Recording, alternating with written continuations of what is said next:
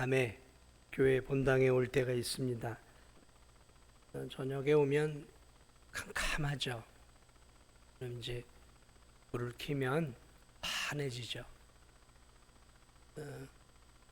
그리고 볼일을 보고 잠깐 나가면 불을 끄면 또 이 본당이 캄캄하죠. 어둠과 빛은 공존할 수 없습니다. 이게 어둠이고 이게 빛입니다. 이렇게 두 가지를 여러분에게 보여줄 수 없어요. 왜냐하면 어둠과 빛은 절대로 함께 할 수 없습니다. 어둠이 있다라는 것은 거기에 빛이 없다는 얘기예요. 그리고 거기에 빛이 환하게 이렇게 있다라는 것은 그 빛으로 인해서 어둠이 사라졌다는 얘기죠. 오늘 바울은 우리 그리스도인 그리고 에베소 성도들을 향해서 너희가 전에는 어둠이었는데 지금은 빛이다 라고 말하고 있습니다.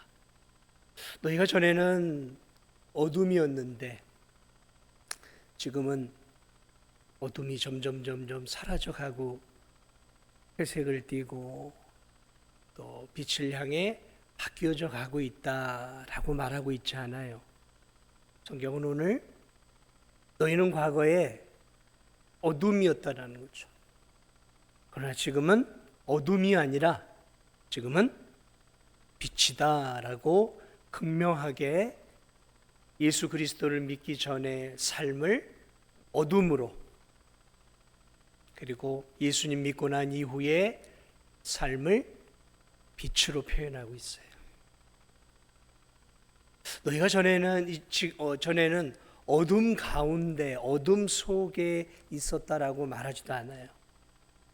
그 표현도 틀린 표현은 아니에요. 어둠 가운데 어둠 속에, 그러나 지금은 빛 가운데 빛 속에 있다. 이 말도 틀린 말은 아니에요. 그러나 더 정확한 표현은 너희는 예수님 믿기 전에 어둠 자체였다는 거예요. 오늘 성경이 그 얘기를 하는 거죠. 어둠이었다 아주. 그러나 지금 빛이다라는 거예요. 빛이다. 그래서 과거와 현재, 전에와 이제를 극명하게 구분해내고 있어요. 빛과 어둠이 공존할 수 없는 것처럼 이제 너희들의 삶도 과거의 삶과 지금의 그리스도인의 삶이 교차하거나 공존해서는 안 된다는 것들을 가르쳐주고 있는 것이죠. 이 말씀은 우리에게, 오늘 에베소 성도들에게 그리스도인으로서 어떻게 살아야 될지, 그리스도인이 누구인지에 대한 이 정체성을 분명하게 가르쳐 주는 거예요. 정체성이 뭔지를 알아야 어떻게 사는 삶이 나오는 거죠. 내가 누구인지도 헷갈리고 헤매고 산다면 어떻게 그 삶이 분명한 삶을 살 수 있겠습니까? 내가 누군지를 알아야 그렇게 사는 거예요. 내가 백정이면 백정답게 살아야 되는 거예요. 노예면 노예답게 사는 거죠.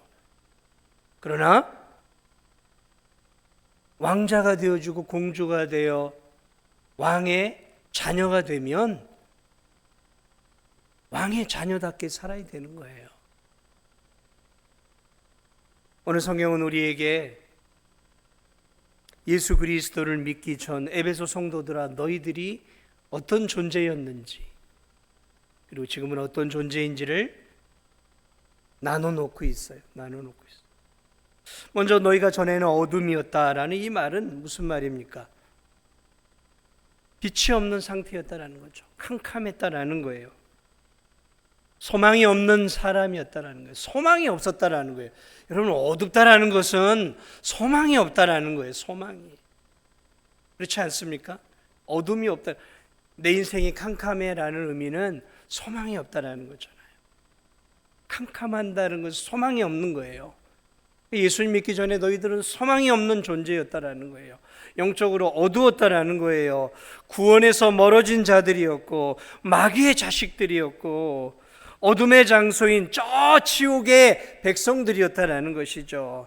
영적으로 무지에서 하나님으로부터 너무 멀리 떨어져 있었고 마귀의 지배 아래서 소망 없이 마귀의 소나기에서 노예처럼 살았다는 거예요. 노예처럼. 노예가 소망이 없잖아요. 자유가 없잖아요. 노예와 같은 삶을 살았다라는 거예요. 그리스도에게서 멀리 떨어진 자들, 빛 대신 그리스도에게서 분리된 자들이었다. 빛된 천국에서 분리된 자들이었다는 것이죠. 소망이라고는 찾아볼래야 찾아볼 수 없는 하나님이 없는 자들이었다는 것이죠.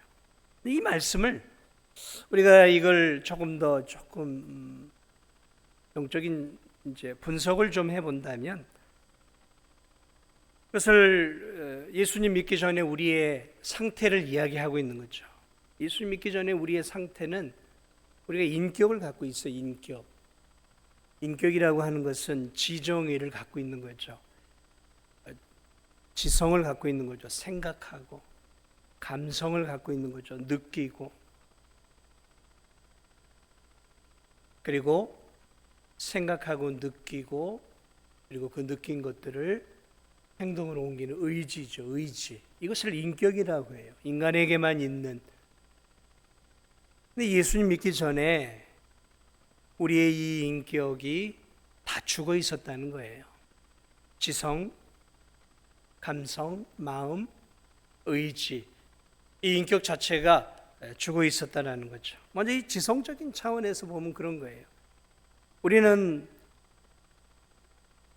예수 그리스도를 믿기 전에 모든 사람은, 에베소 성도들만이 아니라 모든 사람들은 이 지성을 통해서, 생각을 통해서 하나님을 도저히 알 수가 없는 자들이 있어요. 왜냐하면 이 지성 자체가 죽어 있었어요. 죽어 있었다. 어둠 속에 있었다는 거예요. 캄캄함 속에 있었다는 거죠. 이 지성으로 하나님을 알 수가 없었다는 거예요. 알 수가 없는 거예요. 이 지성으로. 하나님을 지성으로 알 수 있다고 한다면 박사학위를 받은 사람들은 다 알아야죠. 머리가 똑똑한 사람들은 하나님을 판단하고 사고하고 생각해서 받아들여야죠. 그러나 그거하고 상관이 없어요. 왜냐하면 지성이 죽어 있기 때문에 그래요. 이 지성이 죽어 있다는 것은 이 지성이 세상적인 학문을 알고 배우는 그런 것이 죽어 있다는 얘기가 아니에요. 학문의 영역은 똑똑하죠. 그래서 예수를 믿기 전에 모든 사람들은 정치, 사회, 경제, 또는 무슨 의학, 법학, 천문, 수학, 기하학, 생물학 등 사회에 대한 부분들의 지식을 많이 갖고 있어요. 그런 지식이 아니라 영적인 지식에서 죽어 있다는 거죠. 그러니까 하나님을 아는 지식이 죽어 있는 거예요. 하나님을 아는 영적인 지식이 죽어버려 있는 상태예요. 캄캄한, 어두운 거죠. 그래서 이 지성으로 하나님을 알고 싶어도 하나님을 알 수가 없어요. 영적으로 죽어 있기 때문에 이 지성이 죽어 있는 거예요. 요한복음 17장 3절을 보면 영생은 이것이니 유일하신 하나님과 그의 보내신 자 예수 그리스도를 아는 것이에요. 이게 영생이에요. 알아야 되는 거죠. 그러나 이 에베소 성도들은 영생에 대한 지식에 있어서 캄캄했어요. 하나님을 알고 싶어도 알 수 없었어요. 아니, 알려고 해도 알 수 없어요. 왜냐하면 어둠의 영의 세력으로 인해서 하나님을 알 수가 없는 거죠. 지성이 어두워진 거예요. 그것을 영적인 눈이 멀었다 그러는 거죠. 그래서 육신의 눈은 띄어 있고 세상의 학문은 통달해 있을지 모르지만 하나님을 아는 지식은 도무지 받을 수가 없는 거죠. 하나님은 영적인 분이니까 영적인 지식을 얻으려고 해도 가질 수가 없어요. 이게 죽어 있으니까. 여러분, 성경을 읽는다고 예수님을 믿는 게 아니에요, 사실은. 교회에 나와 하나님 말씀을 듣는다고 해서 예수님을 믿는 게 아닙니다. 똑같이 두 사람이 교회에 왔지만 똑같이 진리의 말씀이 복음이 선포되어도 이 영적인 눈이 띄어 은혜를 입은 성도는 설교의 말씀을 하나님의 진리의 말씀으로 받기 시작해요. 그러나 아무리 똑똑한 사람이라도 이 자리에 앉아 있어도 영적인 눈이 영적인 지성이 죽어 있으면 아무리 진리의 말씀을 들어도 믿고 싶어도 믿을 수가 없어요. 믿고 싶어도 죽도록 내가 믿어야 되겠다라는 천국에 가고 싶은 마음이 간절해도 믿어지지가 않는 거예요. 믿어지지가 않는 거예요. 여러분에게 질문을 드립니다. 여러분 하나님 말씀의 설교를 들을 때 그 말씀이 속속 진리의 말씀으로 믿어지십니까? 그건 영적인 지성이 열려 있는 거예요. 어떻게 천지창조가 그냥 믿어집니까? 어떻게 동정녀 탄생이 막 믿어지고 예수님이 무리를 걷고 오병이어로 5천 명이 넘는 사람을 먹는 게 어떻게 믿어지냔 말이에요. 지성적으로 어떻게 믿어지냔 말이죠. 이건 영적인 눈이, 이 지성이, 죽은 지성이 열려야 믿어지는 거예요. 열려야. 믿어지세요? 그건 하나님이 우리의 죽은 지성을 살려놓은 사람만이 믿어지는 거예요. 그렇습니다. 이게 죽어 있는 거예요. 죽어 있는 거예요. 영적으로 죽어 있는 이 어둠 가운데 있는 성도들은 사람들은 아무리 당신은 죄인입니다라고 해도 자신이 죄인임을 인정할 수가 없는 거죠. 죄가 무엇인지를 알려줘도 그것을 죄라고 여기지 않아요. 그게 어떻게 죄냔 말이죠. 당신이 영원히 죽을 존재라는 것을 얘기해줘도 믿어지지가 않아요. 이 머리로 받을 수가 없어요. 도저히. 하나님이 천지를 창조했다는 말을 받을 수가 없어요. 진화가 된 것이라고만 믿어지는 것이지 어떻게 창조가 되어졌냐라고 반문을 하는 것이죠. 이 땅에 하나님의 아들이 이 땅에 오신 예수 그리스도를 하나님의 아들로 구주로 받을 수가 없어요. 그저 그냥 위대한 성인 정도로, 위대한 사랑을 실천하신 박애주의자 정도로, 저 2000년 전에 갈릴리에 사셨던 그저 한 목수의 한 인간으로서는 받을 수 있을지 모르지만, 위대한 도덕 선생으로 내가 뭔가를 배울 수 있는 분으로는 받을 수 있을지 모르지만, 영적인 지성이 막혀 있는 사람들은 구주요 주님으로 도저히 받을 수 없는 거예요. 지금도 유대인들은 예수님을 실패한 사람으로 봐요. 지금도 유대인들은 그래요. 성경책을 봐도 도무지 이해가 안 되고 이게 무슨 진리야. 이게 다 헛소리고 뻥이고 거짓말이고. 영적 눈이 캄캄한 성도들은 아무리 성경을 읽어도 그것이 들어오지 않아요. 왜 그런가? 지성이 죽어있기 때문에 그렇습니다. 영적 지성이 죽어있는 거예요. 그러기에 예수 그리스도를 믿지 않는 과거의 에베소 성도들의 삶은 그저 에베소 성도만이 아니라 모든 세상 사람들은 그러기에 눈에 보이는 게 전부예요. 그러니까 눈에 보이는 것을 취하는 것으로 인생을 살아가는 것이죠. 그래서 죽기 전까지 잘 먹고 잘 사는 게 인생의 목표입니다. 따지고 보면 예수님 믿지 않는 사람의 결국 인생의 목적은 잘 먹고 잘 입고 건강하게 살다가 자녀손들 낳고 자녀손들 잘 되는 거 보다가 그저 좀 편안하게 죽는 게 그들의 인생의 목적이에요. 그 이상도 그 이하도 아닙니다. 그러니까 짐승과 큰 차이가 없는 거예요. 짐승들의 삶은 본능대로 살아가는 거잖아요. 그러니까 예수님 믿지 않고 하나님 믿지 않는 사람들의 삶은 그냥 죄된 본성을 따라 살아가는 거예요. 그냥 본성대로 살아가는 거예요. 그래서 성경은 그런 인간의 삶을 그죠? 인간은 존귀하나 짐승 같도다라고 표현하고 있는 거죠. 그냥 죽기 전에 좀 잘 먹고 잘 입고 반듯하게 살고 싶은 것이죠. 죽기 전에 좀 권력도 힘도 얻어보고, 죽기 전에 좀 명예로운 위치도 올라서 보고, 죽기 전에 좀 자녀손들도 많이 낳아보는 게 소원인 것이죠. 죽기 전에 조금 더 여행하고, 죽기 전에 좀 더 맛난 음식 먹고, 죽기 전에 남들이 누려보지 못한 편안하고 안락한 삶을 좀 더 살아보는 것이죠. 영적으로 눈이 어두운, 영적으로 지성이 죽어있는 사람들은 짐승과 큰 차이가 없는 것이죠. 왜냐하면 본능대로 사는 거기 때문에 그래요. 본능대로. 여러분, 짐승은 본능대로 삽니다. 하고 싶은 대로 사는 거예요. 그렇습니다.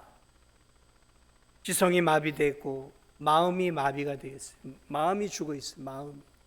어둠 가운데 있다는 것은 지성만 죽은 게 아니라 마음도 죽어 있어요. 그래서 이 마음이 죽어 있기 때문에 절대로 이 마음에 하나님을 받으려고 하지 않습니다. 말씀을 받으려고 하지 않아요. 악착같이 거부합니다. 말씀을 받으려고 하지 않아요. 여러분이 늦은 나이에 예수님을 믿었다면, 여러분이 예수님 믿기 전에 자기 자신들을 돌아보십시오. 마음에 받지 않습니다. 전도를 하다 보면 복음을 증거하고 예수 그리스도를 정말 여러분 당신의 마음속에, 선생님 마음속에 받으시겠습니까? 그러면 어떤 분들은 기쁨으로 받는데 어떤 분들은 얼굴이 굳어지면서 다음에 좀 더 생각해 보겠습니다, 이렇게 말하는 사람도 있고, 그 말씀을 듣고 굉장히 기분 나쁘게 거부하는 분들도 있어요. 마음이 받을 수가 없는 거죠. 어떻게 죽은 마음이, 영적으로 캄캄한 마음이 이 대신 주님을 받을 수 있겠습니까? 못 받는 거예요.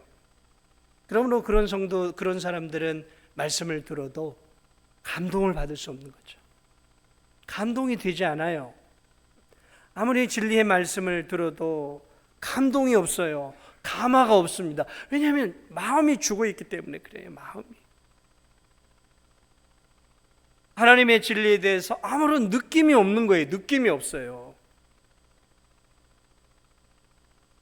눈물을 흘리지 못하는 거죠. 진리에 반응하지 못하는 마음을 갖고 있어요. 차가운 마음이죠.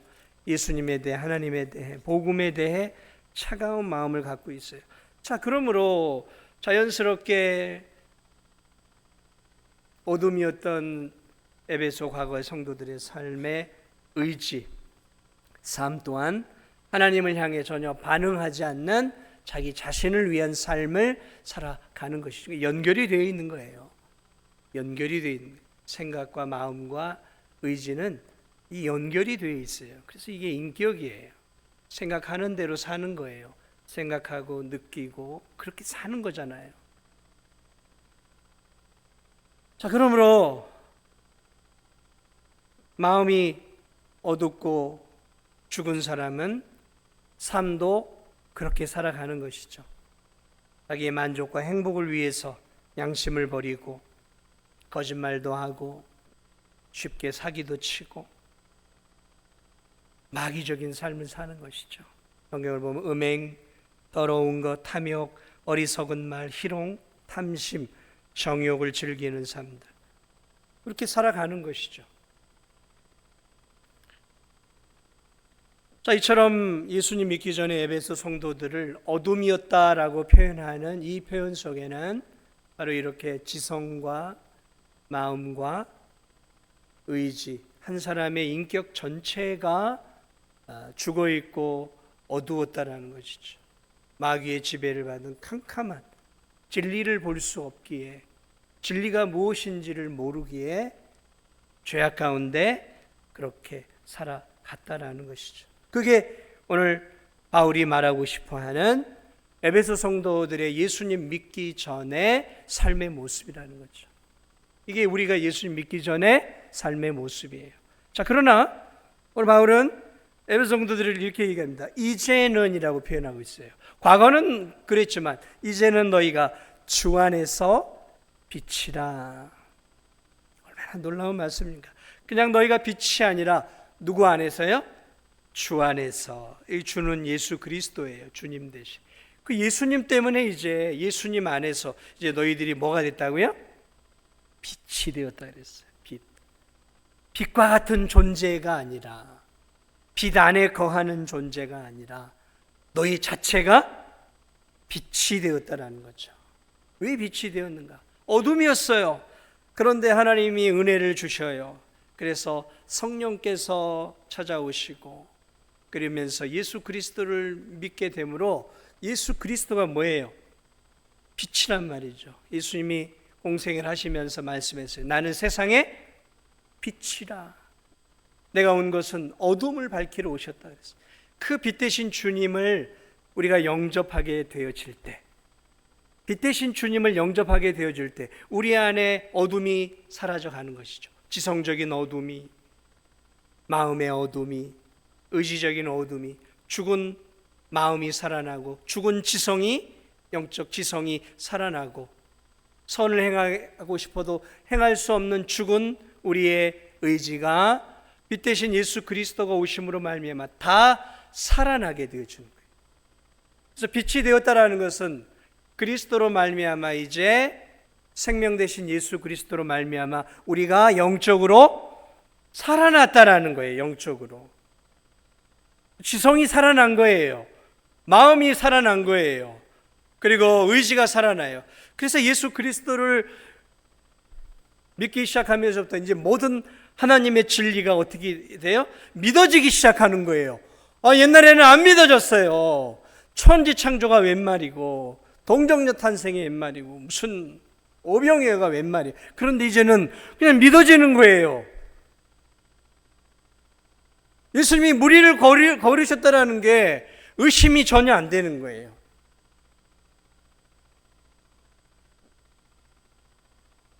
예수님이 하신 모든 일들이 다 믿어지는 거예요. 이제 머리로 다 믿어지는 거예요. 믿어지는 거예요. 안 믿어지는 게 없는 거예요. 이 영적인 은혜가 임하니까 이제 하나님이 행하신 모든 것들이 아멘으로 받아들여지고 그 진리의 말씀이 머리에서 믿어지면서 마음으로 받아들여지기 시작하는 거죠. 아멘, 아멘 하면서 성경의 말씀들이 내 마음속으로 이제 들어오기 시작하는 것이죠. 주님이 내 안에 주님이 되어주시고 하나님이 나의 아버지가 되어주시면 다 믿어지는 거예요. 믿어지기 시작하면서 받는 것이죠. 예수님을 주님으로 받고 진리의 말씀을 이제 내 말씀으로 받기 시작하면서 그 말씀으로 인해서 감동을 받고 눈물이 나요. 눈물이 은혜가 된단 말이죠. 은혜가 된단 말이죠. 말씀이 송이꿀처럼 너무 탄 거예요. 하나님 말씀이 이렇게 놀라운 말씀이구나. 그러면서 이 마음이 말씀 때문에 기쁜 거예요. 말씀 때문에. 사랑하는 여러분, 그렇지 않습니까? 하나님 말씀이 여러분의 마음을 기쁘게 하지 않으십니까? 하나님의 말씀이 여러분의 마음에 때로 춤을 추게 하지 않습니까? 이야, 이 진리의 말씀. 지치고 힘들 때 하나님의 어떤 이 말씀이 그것을 묵상하고 생각할 때 그 말씀이 나에게 위로를 주더라고요. 위로를 주지 않습니까? 힘을 줘요. 힘을 줘요. 소망을 주고 그 말씀이 내 눈에 눈물이 나게 만드는 거예요. 나를 눈물 나게 만드는 거예요. 돈 몇만 원, 몇십만 원, 몇백만 원 얻을 때 얻는 그런 기쁨과 비교할 수 없는 기쁨이 하나님의 말씀 때문에 내 안에 막 차고 넘칠 때가 있어요. 진리의 말씀이 깊이 깨달아질 때이면 때로는 온 세상을 다 얻는 것처럼 기쁠 때가 있어요. 이야, 이 말씀이 이런 놀라운 진리를 갖고 있구나. 그리고 그 말씀이 나를 기쁘게 하면서 나로 하여금 하나님의 말씀대로 나로 하여금 살도록 만들어가기 시작하는 거예요. 어쩔 수 없이 순종하는 게 아니라 그 진리의 말씀이 나를 변화시켜 놓고 내 마음을 변화시켜 놓으니까 이제 하나님의 말씀대로 이제 살고 싶은 거예요. 하나님의 말씀대로 살아가는 것들이 이제 어렵지가 않은 거예요.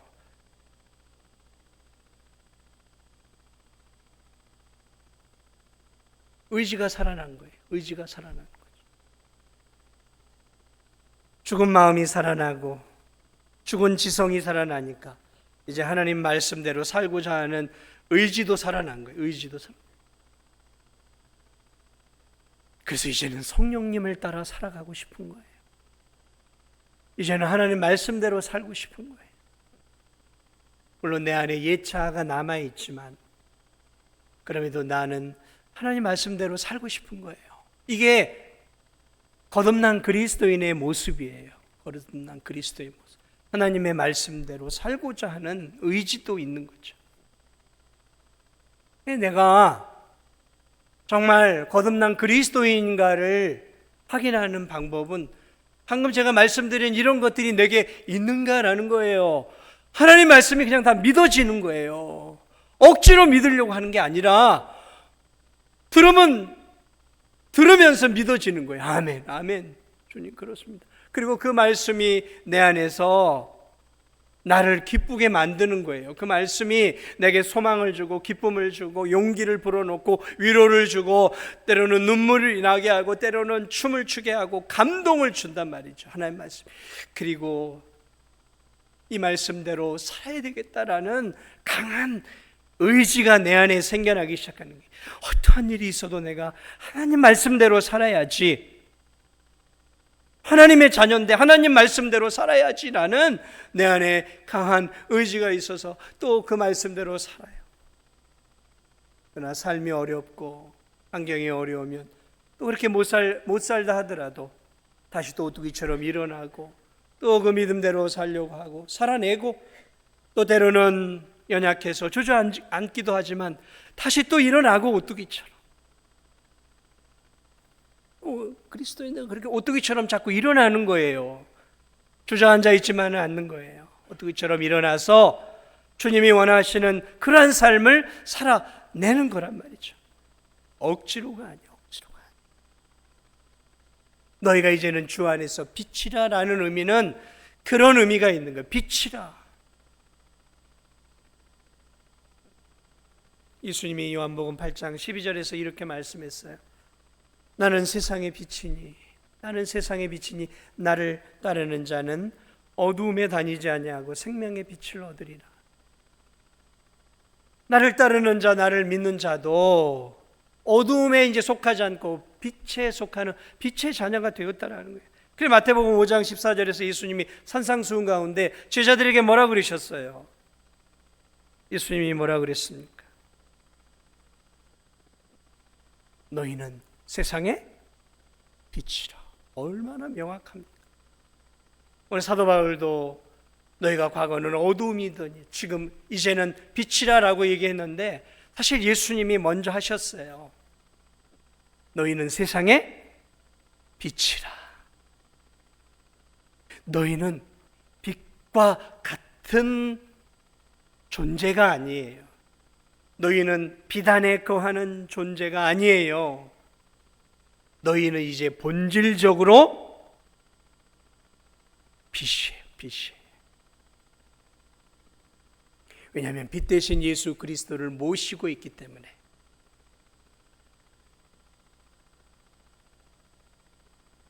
마치 그런 것 같죠.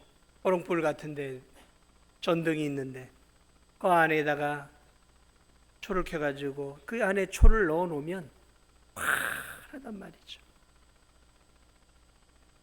우리 안에 그리스도가 살고 있기 때문에 이제 우리 자신이 빛이에요. 빛이.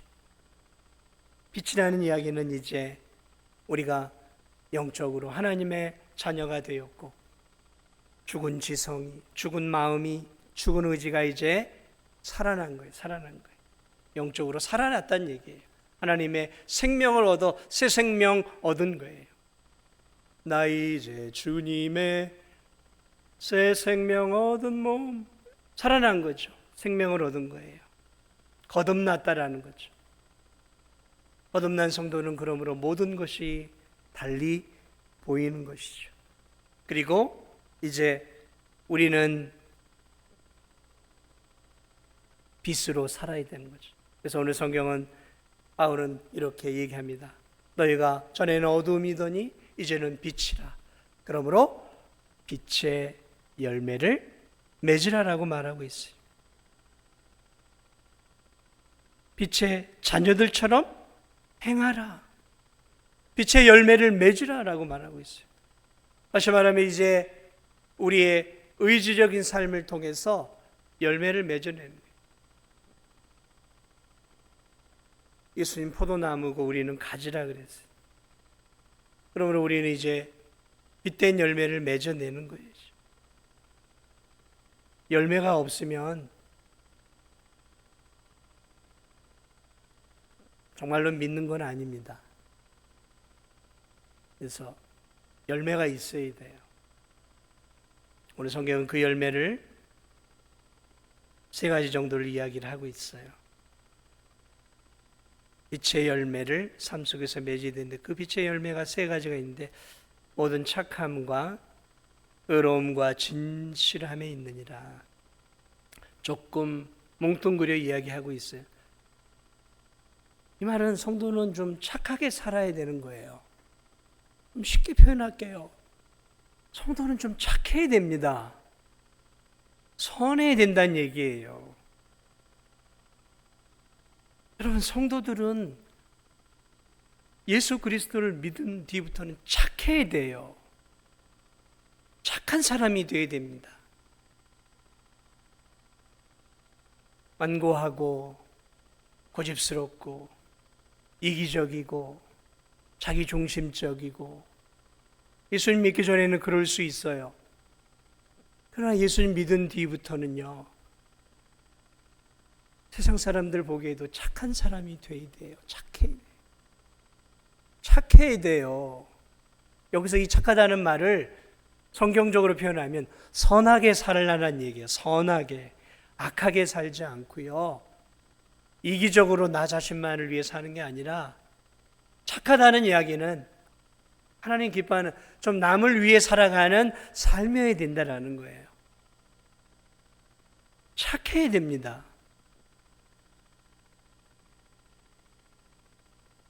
착해야 돼요. 여러분 착하십니까? 착하세요? 착하다는 소리 들으세요? 아우, 저 사람은 참 착해.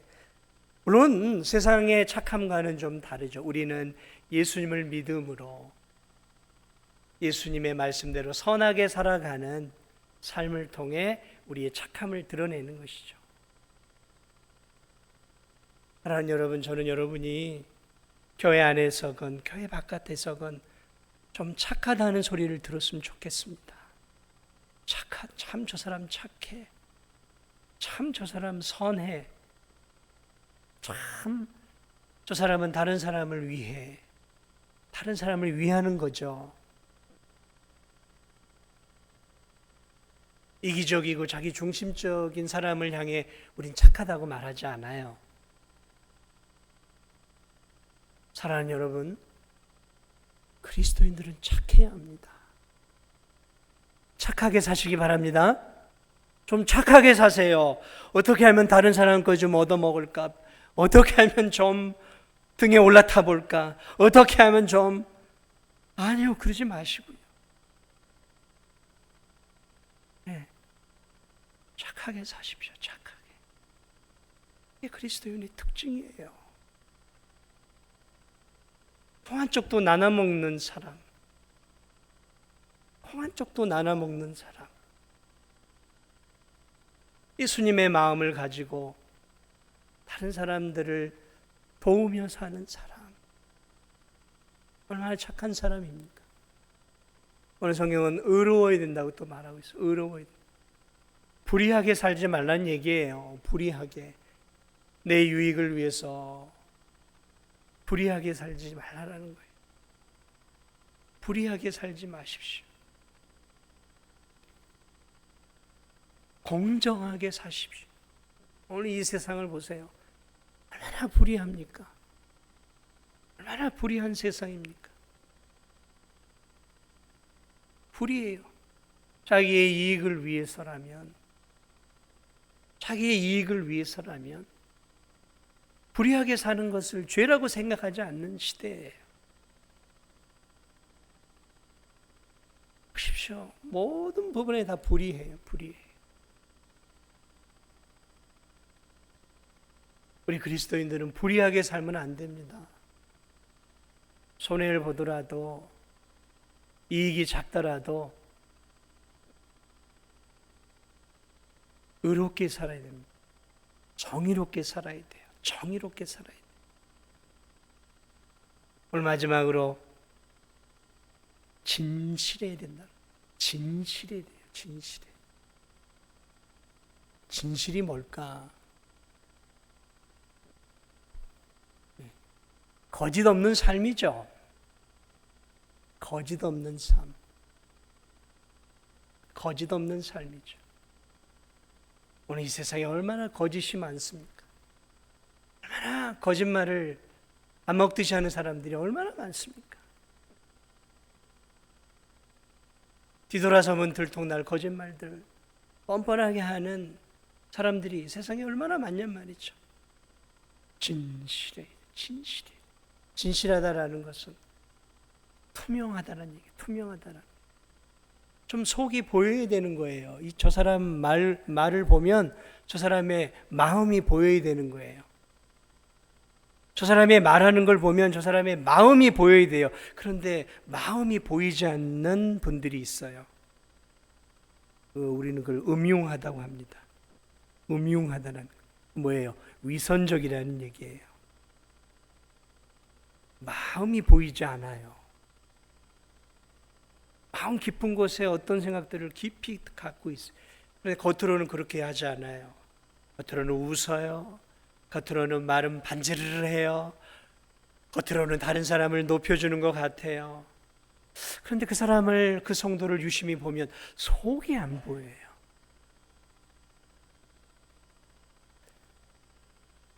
저는 그 속이 보이지 않는 성도들은 좀 위험하다고 봐요. 왜냐하면 그 사람의 말이 그 사람의 진심이 되어지면 그 사람의 속이 보이는 거예요. 그래서 진실한 성도들을 보면 진실한 말을 하기 때문에 그 사람의 마음이 보여요.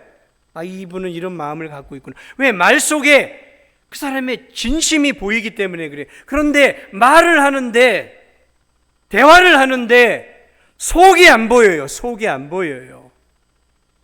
어떤 마음을 갖고 있는지가 보이지 않아요. 성도가. 여러분, 그것은 위험한 성도입니다. 진실하지 않은 거예요. 진실한 성도는 그 말과 마음이 연결이 되어 있어서 다 보이는 거예요. 다 보이는 거예요. 진실이 됩니다. 진실이.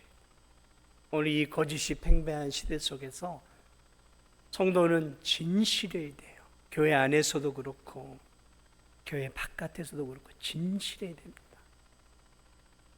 오늘 우리가 참된 그리스도인이라면 오늘 이 성경의 이 열매들이 우리 안에 맺어져야 하는 것이죠. 착하고 의롭고 진실하게 살아가는 삶. 말씀을 마무리합니다. 사랑하는 여러분, 우리가 그리스도인이라는 사실, 과거에는 우리가 어둠이었다면 우리가 이제 주 안에서 빛이 되었어요. 이게 우리의 정체성입니다. 빛이에요. 예수님과 같은 빛이 되었어요. 빛은 빛을 뿜어내야 되는 거죠. 어둠을 물리쳐내야 되는 것이죠. 세상 속에 어둠을 물리쳐내야죠. 내가 선 곳마다 어둠이 사라져가야 되는 거예요. 불의함이, 부정직함이, 더러움이 내가 가는 곳마다 사라져가야 되는 거죠. 이게 빛이에요. 내가 선 곳, 내가 있는 모임 속에 어둠이 물러가야 하는 거예요. 그게 빛이에요. 너희는 세상의 빛이라. 그것이 우리의 정체성이고 그것이 우리가 어떻게 살아야 할지를 가늠하는 가늠자예요. 아, 내가 빛이구나. 사랑하는 여러분, 빛처럼 사시고 빛은 밝음입니다. 빛은 환한 거예요. 그러므로 여러분, 인생이 어렵고 힘들어도 밝게 사십시오. 그리스도인들은 얼굴 인상 찌푸리고 사지 마세요.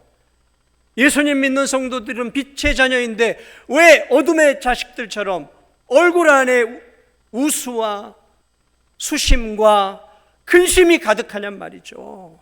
그러면 세상 사람들이 여러분의 얼굴을 보고 교회 다니고 싶겠어요? 아유, 예수님 믿으면 저렇게 어두워지고 저렇게 우울해 보이고 저렇게 침침한데 아우, 나는 저런 곳 가고 싶지. 여러분, 그리스도인은 밝게 살아야 돼요. 해폭의 무수라는 이야기가 아니라 밝아야 하는 거예요. 밝아야 하는 게. 예수님 때문에 내 얼굴에 밝아야 하는 거예요. 밝아야 하는 거예요. 밝아야 하는 거예요. 인생의 어려움 속에서도 예수님 때문에 밝게 사시기를 주님의 이름으로 축복을 드립니다. 어둡게 살지 마세요. 얼굴이 어두운 성도들에겐 저도 가까이 가고 싶지 않아요. 겁나요. 얼굴이 밝은 성도들한테 가까이 가고 싶어요. 근데 얼굴이 막 어둡고 수심에 차 있으면 괜히 그냥 갔다가 불똥이 나한테 튈까 봐 그냥 겁이 나는 거예요. 그렇지 않습니까? 밝은 사람들에게 가까이 가고 싶지 여러분도 어두운 성도들에게 막 가까이 가고 싶으세요? 가고 싶지 않은 거예요. 잘 우울함이 전염될까 봐. 그리스도인은 밝게 살아야 돼요. 밝게 살기 위해서 연습도 해야 됩니다. 밝게 사는 척이라도 좀 하고 사세요. 예? 세상 속에서 밝게 살기가 힘들면 밝게 사는 척이라도 좀 해보세요. 밝게 사는 척을 계속 해보십시오. 그러다 보면 나도 모르는 사이 언젠간 밝은 미소 가운데 살게 되는 거죠. 여러분의 우중충한 얼굴이 세상 사람들이 그리스도께로 오는 장애물이 되지 않도록 여러분의 삶이 예수 그리스도 안에서 밝고 환한 아름다운 그런 믿음의 삶을 살아가시기를 주님의 이름으로 축복을 드립니다.